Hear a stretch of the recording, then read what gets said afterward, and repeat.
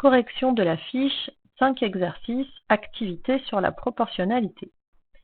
Alors, cette fiche, elle est un petit peu longue, il y a 5 exercices, donc vous pouvez tout à fait faire les exercices pas tous en même temps, et au niveau de la correction, vous n'êtes pas obligé de regarder tout d'un coup, vous pouvez même ne regarder que la correction de l'exercice ou des exercices sur lesquels vous avez eu des difficultés. Alors, on nous dit, exercice 1, avec 4 pots de peinture, on peut peindre 6 carreaux. On a à nouveau une situation de proportionnalité où il y a le nombre de pots de peinture qui est proportionnel au nombre de carreaux.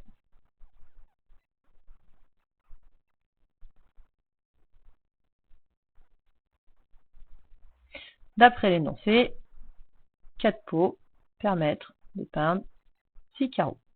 Première question donc, combien peut-on peindre de carreaux avec 12 pots? Donc on va mettre le 12 dans la colonne du nombre de pots.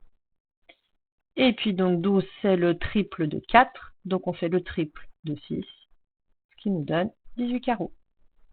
Combien peut-on peindre de carreaux avec 20 pots?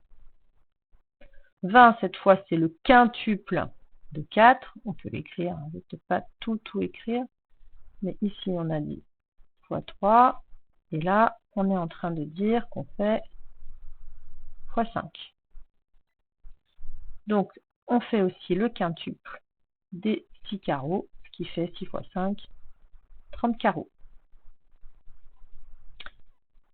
Est-ce que peut-être je vous remets les réponses au fur et à mesure? Ici, 18 carreaux. Et ici, 30 carreaux.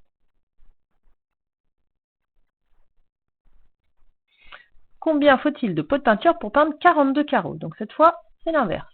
Les 42 carreaux sont ici. 42, c'est dans la table de 6. C'est 6 x 7. Donc, on va multiplier le nombre de pots de peinture nécessaires par 7. 4 x 7, ça fait 28. Donc ici, il faut 28 pots. Maintenant, 48 carreaux. 48 carreaux, soit on repart du 6, c'est 6 x 8, soit on peut dire que c'est 42 plus 6, comme vous voulez. Les deux méthodes fonctionnent. Si je repars du 6, je vois que ça fait x 8. Et donc, je vais faire mes 4 carreaux x 8, qui fait 32 pots. Avec l'autre méthode, si 48, on dit que c'est 6 plus 42, il faut faire 4 plus 28, et on retrouve bien les 32 pots aussi. Combien peut-on peindre de carreaux avec 32 pots? Eh bien, on va avoir la réponse. Avec 32 pots, on a trouvé qu'on pouvait peindre 48 carreaux. Combien faut-il de pots de peinture pour peindre 27 carreaux? Alors, 27 carreaux, cette fois, on ne va pas être dans la table de 6. Par contre, 27, c'est dans la table de 3. Et 3 carreaux, c'est facile à trouver puisque c'est la moitié de 6 carreaux. 3 carreaux, il faut 2 pots. Donc, 27 carreaux maintenant. Hop, à partir du 3, il suffit de faire x 9. Et donc de l'autre côté, 2 x 9, ça fait 18. Donc pour 27 carreaux, il faut 18 pots. Combien faut-il de pots de peinture pour peindre 3 carreaux? Eh bien ça tombe bien, on vient d'y répondre. Il faut 2 pots. Et enfin, combien faut-il de pots de peinture pour peindre 24 carreaux? Eh bien, 24 carreaux, soit on repart du 6 qu'on multiplie par 4, soit on peut vous dire que c'est la moitié de 48, soit on part du 3, on multiplie par 8. Comme vous l'avez compris, il y a plusieurs méthodes. Quelle que soit la méthode choisie, elles amènent toutes à la même réponse qui est 16 pots. Voilà pour l'exercice 1.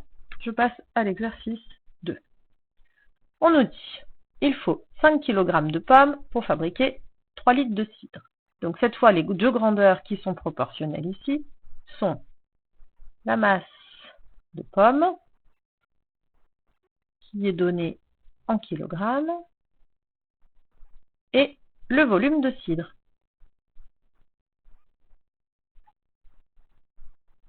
qui lui est donné en litres. Et on nous dit donc que 5 kg de pommes permettent de fabriquer 3 litres de cidre. Combien de kilogrammes de pommes faut-il pour fabriquer 15 litres? Toujours de la proportionnalité. 15, c'est 3 fois 5. Donc, comme ici, on multiplie la quantité de cidre par 5, il faut donc 5 fois plus de pommes.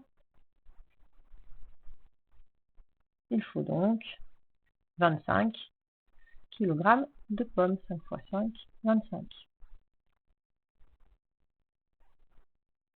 Pensez bien à mettre les unités, ça nous permet de voir si vous ne mélangez pas la masse et le volume à chaque fois.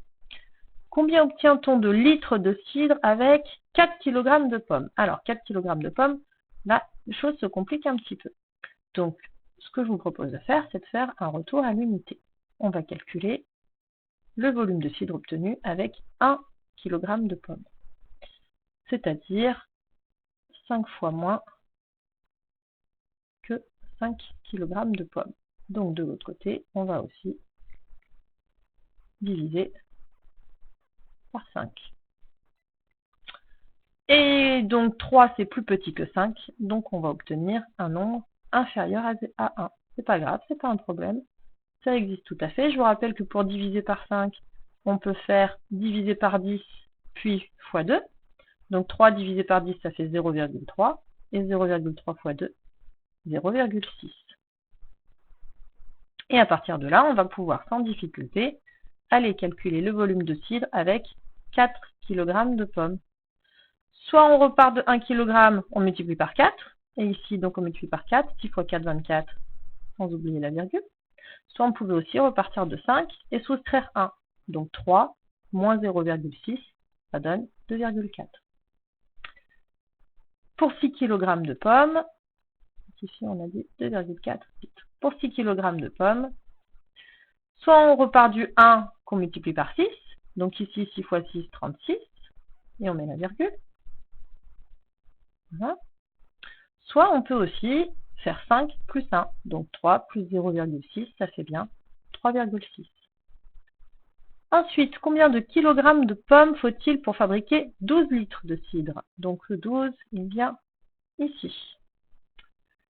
Ce 12, on peut repartir du 3 qu'on multiplie par 4. Donc 5 fois 4, 20. Il nous faut donc 20 kg de pommes. Et enfin, pour 10 litres, alors pour 10 litres, 10 n'est pas dans la table de 3. On va peut-être avoir quelques petites complications là ici. On va réfléchir. Si je repars de 12, par exemple, ou du 3, peu importe, on repart du 3. On va faire un passage à l'unité. Donc on va chercher pour 1 litre de cidre, quelle est la quantité de pommes nécessaire. 1 litre, c'est 3 fois moins que 3 litres. Donc il faut faire 3 fois moins de pommes. Il faut 5 divisé par 3 kg de pommes. Mais 5 divisé par 3, à nouveau, si je pose ma division, comme dans un exercice précédent, en 5, combien de fois 3? Il y va une fois 3, ça fait 3. Pour aller à 5, il reste 2. Ensuite, 5, c'est 5,0, donc on peut abaisser la virgule, abaisser un 0. En 20, combien de fois 3? Il y va 6 fois.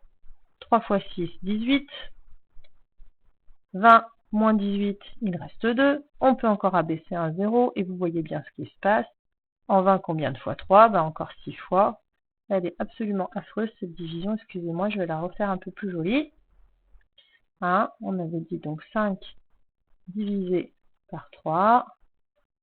Hop, on a dit qu'il y allait une fois, qu'il restait 2, qu'on a baissé un 0. Il y allait 6 fois, il restait 2, on a baissé un autre 0, il y va 6 fois, il reste 2, etc., etc.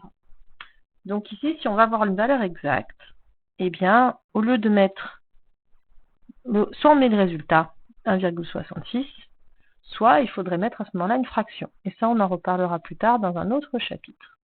Donc là, on va dire que c'est à peu près 1,66 kg de pommes. Mais on n'a pas une valeur exacte. Et du coup, pour 10 litres de cidre, il en faut 10 fois plus. Donc ce sera à peu près 16,6 kg de pommes. On va donc voir bientôt des cas où on doit utiliser les fractions pour avoir des valeurs exactes, au lieu d'avoir des valeurs approchées. C'est fini pour l'exercice 2. Je passe à l'exercice 3. Une photocopieuse a été réglée pour agrandir un segment de 3 cm en un segment de 7 cm. Donc, les deux grandeurs qui sont proportionnelles ici, c'est le document d'origine et le document agrandi. Donc, on peut écrire document d'origine. L'unité, c'est les centimètres.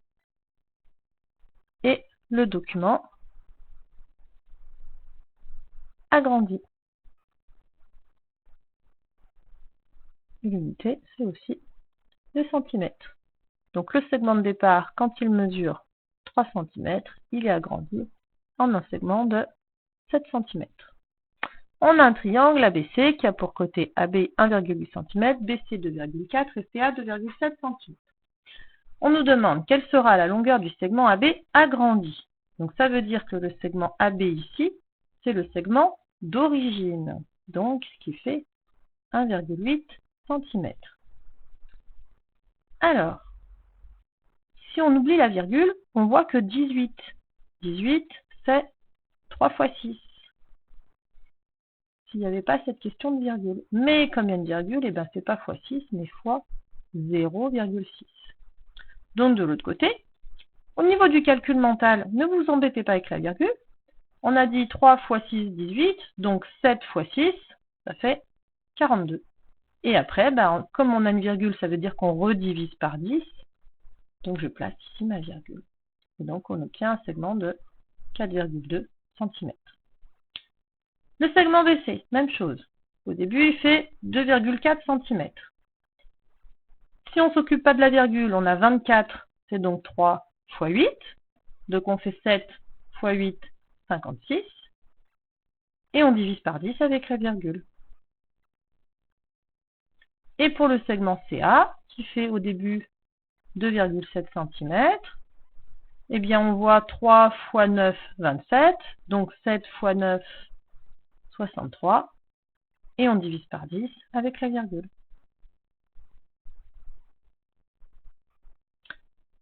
La même photocopie, la même photocopieuse avec les mêmes réglages, photocopie donc une carte postale qui a une longueur de 28 cm. Ça, c'est la photocopie donc agrandie. Quelle était la longueur réelle de la carte? Donc là, à l'arrivée, ça fait 28 cm. Il faut retrouver la longueur de départ. 28, c'est 7 fois 4, donc on fait 3 fois 4. Et donc, ici, on trouve 12 cm. Et cette même carte postale, au début, elle a une largeur de 21 cm. 21, c'est 7 fois 3. Donc, on fait 3 fois 3, qui nous dit que la largeur de la carte postale au début était de 9 cm. Voilà pour l'exercice 3. Je passe à l'exercice 4. On nous demande, calcule le périmètre du carré en fonction de la longueur de son côté. Je vous rappelle que le périmètre d'une figure, c'est la longueur du contour de la figure. On peut l'écrire. Le périmètre d'une figure est la longueur de son contour.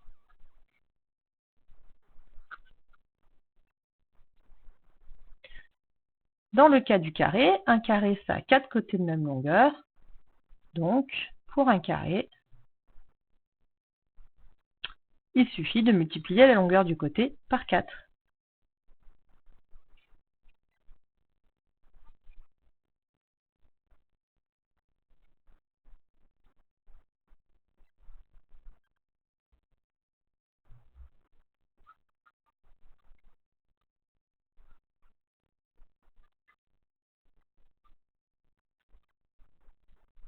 Du coup, on y va. 3 fois 4, 12. 4 fois 4, 16. 5 fois 4, 20. 7 fois 4, 28. 9 fois 4, 36. Et 1,2 fois 4, 4,8. Le périmètre du carré est-il proportionnel à la longueur du côté du carré? Eh bien ici, la réponse est oui. Et le coefficient de proportionnalité est 4. Donc on peut rajouter ici, oui, le coefficient de proportionnalité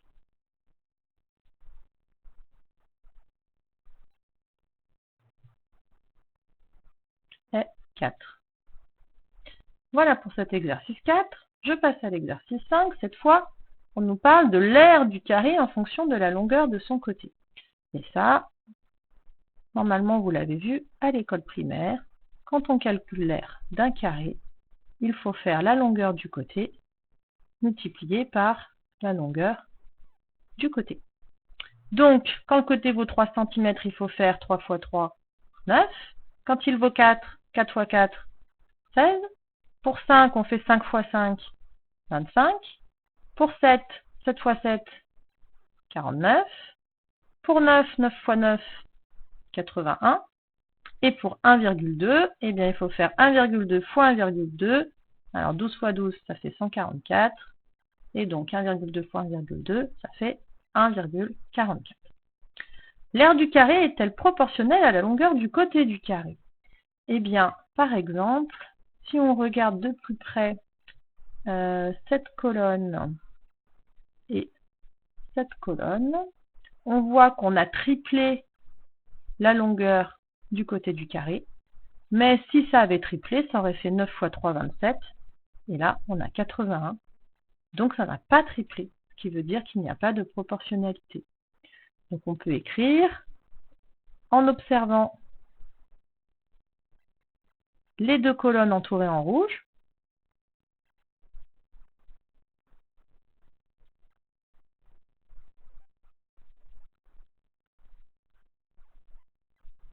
On voit que la longueur du côté du carré triple.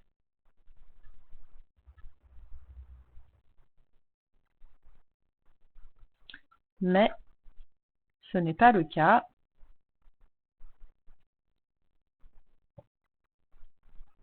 de l'aire du carré.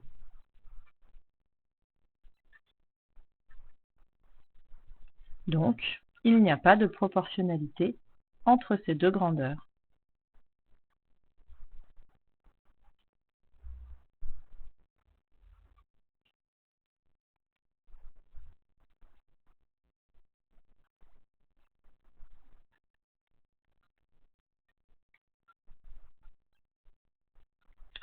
Voilà, c'est terminé pour cet exercice. Ces exercices, du coup.